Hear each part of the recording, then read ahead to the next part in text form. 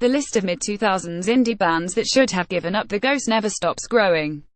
It's hard to remember the last time that The Strokes, Interpol, Kings of Leon or even Arcade Fire looked like they remembered why they got into this in the first place.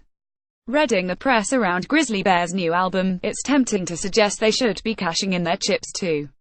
Having abandoned Brooklyn for upstate New York co-frontman Daniel Rosen and LA the other three, they didn't speak for a year after they finished touring 2012's widely acclaimed album Shields. When bassist Chris Taylor's pestering emails about a new record went unheeded, he started a cloud account for them to share ideas and taught himself guitar to get the ball rolling. Unsurprisingly, their fifth album didn't take until fragments of the band met to write and they eventually started having fun. Roll on the making-of documentary. Yet somehow, they've turned this dislocation into uncanny brilliance.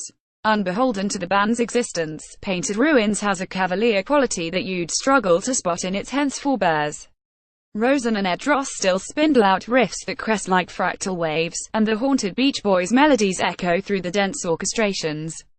But where they used to overlap neat pastoral melodies until the ground felt like it was churning beneath you, the landscape here is smoldering, godforsaken and explosive, their awkwardness untamed. There are a few consistent differences.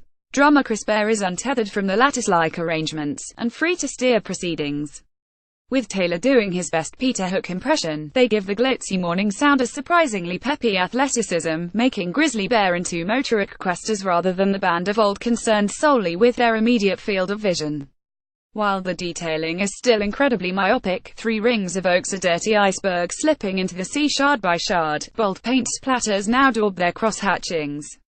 Watch a video for Three Rings by Grizzly Bear. The middle section is particularly exhilarating. Losing All Sense has a jaunty, corroded riff that sounds like a battered copy of McCartney 2 rescued from a skip. It retains their essential Grizzly Bearness by veering into baroque reveries, but then yomps pleasingly back onto parade. Aquarian starts off like a campier horror film, chucks in some dazzling guitar starbursts, then trades an unusually brawny section for spacious, jazzy ooze. They overwhelm the arch-steely denizens of Cutout with apocalyptic noise. Nothing is sacred. That also seems to be the theme of their characteristically elliptical lyrics. Desolate fields and vistas are juxtaposed with lost intimacies as couples stare through one another, and emotional vacancy replaces feeling. Drost, who divorced post-Shields, laments how mirrors fail to reflect a person's true nature amid sky to cold, close stormy weather, a processed baritone vocal harmony suggesting destabilizing forces within. No memory, a future drawing down, Rosen observes cryptically on four cypresses.